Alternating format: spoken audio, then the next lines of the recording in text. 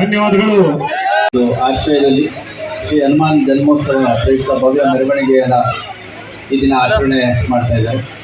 SSK ಸಮಾಜ ನಾನು ಕಳೆದ 1.5 ವರ್ಷದಿಂದ ಇಲ್ಲಿ ಕೆಲಸ ಮಾಡುವಂಥ ಸಂದರ್ಭದಲ್ಲಿ ಯಾವುದೇ ಒಂದು ಮೆರವಣಿಗೆ ಇರ್ಬೋದು, ಹಬ್ಬದ ಆಚರಣೆ ಇರ್ಬೋದು, ಎಲ್ಲ ಸಂದರ್ಭದಲ್ಲಿ ಅದು ಹೋಳಿ ಹುಣ್ಣಿಮೆ ಇರ್ಬೋದು, ಗಣೇಶ ಹಬ್ಬ ಇರ್ಬೋದು, ಈದ್ ಮಿಲಾದ್ ಇರ್ಬೋದು, ರಂಜಾನ್ ಇರ್ಬೋದು, ಎಲ್ಲ ಹಬ್ಬಗಳ ಸಂದರ್ಭದಲ್ಲಿ ಭಾಳ ಒಳ್ಳೆಯ ರೀತಿಯಲ್ಲಿ ಕಾನೂನು ಸುವ್ಯವಸ್ಥೆ ಇದ್ದ ದೃಷ್ಟಿಯಿಂದ ಸಹಕಾರ ನೀಡ್ತಾ ಬಂದಿದ್ದಾರೆ ಅಂತ ನಾನು ಈ ಸಂದರ್ಭದಲ್ಲಿ ಹೇಳಲಿಕ್ಕೆ ಇಷ್ಟಪಡ್ತೇನೆ. ಮತ್ತು ಆ ಸಮಾಜದ ಮುಖಂಡರ ಜೊತೆ ಮಾತಾಡಿದಂಥ ಸಂದರ್ಭದಲ್ಲಿ ಯಾವ ರೀತಿ ಕಳೆದ ಒಂದು 20-25 ವರ್ಷಗಳಿಂದ ಇಡೀ ಸಮುದಾಯ ಒಂದು ಬದಲಾವಣೆ ಮಾಡಿಕೊಂಡಿದೆ ಮತ್ತು ಭಾಳ ಒಳ್ಳೆಯ ರೀತಿಯಲ್ಲಿ ಸಮಾಜಕ್ಕೆ ಕೊಡುಗೆಯನ್ನು ನೀಡ್ತಾ ಇದೆ. ಆ ಮನೆಯ ಮಕ್ಕಳು, ಯುವಕರು, ಯುವತಿಯರು ಒಳ್ಳೆಯ ಸಾಧನೆಯನ್ನು ಮಾಡ್ತಾ ಇದ್ದಾರೆ ಅನ್ನೋದು ಕೇಳಿ ಭಾಳ ಸಂತೋಷ ಆಯಿತು. ಅದೇ ರೀತಿ ತುಳಜಾಭವಾನಿ ತಾಯಿಯ ಆಶೀರ್ವಾದ ನಿಮ್ಮೆಲ್ಲರ ಮೇಲೆ ಇದೆ. ನಾನು ಚಿತ್ರದುರ್ಗ ಮುಂದವನು. ತುಳಜಾಪುರ ಅಂತ ಒಂದು ಬಸ್ಸು ಹೋಗ್ತಾ ಇತ್ತು ಬೆಂಗಳೂರಿಂದ ತುಳಜಾಪುರ ಅಂತ.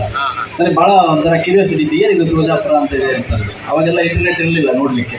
ಲೈಬ್ರರಿಗೆ ಹೋಗಿ ಊಟ ನಮಗೆ ಸಮಯ ಇರ್ತಿರಲಿಲ್ಲ. ನಾನು ಗುಲ್ಬರ್ಗ SP ಇದ್ದಾಗ ಒಮ್ಮೆ ತುಳಜಾಪುರಕ್ಕೆ ಹೋಗಿ ಬಂದೆ. ಅಲ್ಲಿಗೆ ಹೋಗಿ ಬಂದಮೇಲೆ ಯಾವ ರೀತಿ ನಮ್ಮ ಕೊಲ್ಲೂರು ಮೂಕಾಂಬಿಕೆ ಇದೆ, ನಮ್ಮ ಕುಕ್ಕೆ ಸುಬ್ರಹ್ಮಣ್ಯ ಇರ್ಬೋದು, ಧರ್ಮಸ್ಥಳ ಇರ್ಬೋದು, ಅದೇ ರೀತಿ ನಮ್ಮ ಮೈಸೂರು ಚಾಮುಂಡೇಶ್ವರಿ ಇರ್ಬೋದು, ಅದೇ ರೀತಿಯ ಒಂದು ಶ್ರೇಷ್ಠತೆ ಮತ್ತು ಒಂದು ಒಳ್ಳೆಯ ಶಕ್ತಿಪೀಠ ತುಳಜಾಭವಾನಿ ತುಳಜಾಪುರ ಅಂತಂದು ತಿಳಿದು ಬಂತು.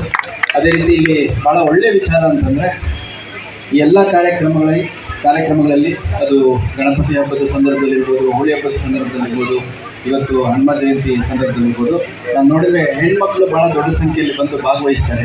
ಅದು ನಿಜವಾಗ್ಲೂ ತುಂಬ ಖುಷಿ ತರುವಂಥ ವಿಷಯ. ಯಾಕಂದರೆ ಯಾವುದೇ ಒಂದು ಮೆರವಣಿಗೆ ಇರ್ಬೋದು, ಕಾರ್ಯಕ್ರಮ ಇರ್ಬೋದು, ನನ್ನ ಹೆಣ್ಮಕ್ಳಿದ್ದಾರೆ ಅಂತಂದರೆ ಅದು ಗಲಾಟೆ ಆಗಲ್ಲ ಅಂತ.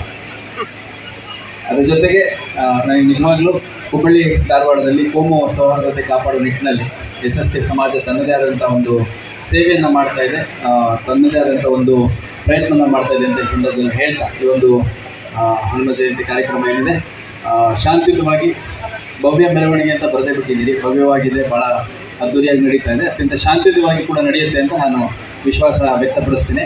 ಮತ್ತು ಮುಂದಿನ ದಿನಗಳಲ್ಲಿ ಈ ಸಮಾಜದ ಹಿರಿಯರು, ಯುವಕರು, ಯುವತಿಯರು ತಾವುಗಳೇ ಜವಾಬ್ದಾರಿ ತಗೊಂಡು ಯಾವುದೇ ಪೊಲೀಸ್ ಬಂದೋಬಸ್ತ್ ಇಲ್ಲದೆ ತಮ್ಮ ಹಬ್ಬಗಳ ಆಚರಣೆಯನ್ನು ಮಾಡ್ಕೊಳ್ಳೋ ರೀತಿ ಬದಲಾವಣೆ ಆಗಲಿ ಅಂತ ಸಂದರ್ಭದಲ್ಲಿ ಆಶಿಸ್ತು. ನಾನು ಮಾತು ಮುಗಿಸ್ತೀನಿ. ಜೈ ಹಿಂದ್, ಜೈ ಕರ್ನಾಟಕ.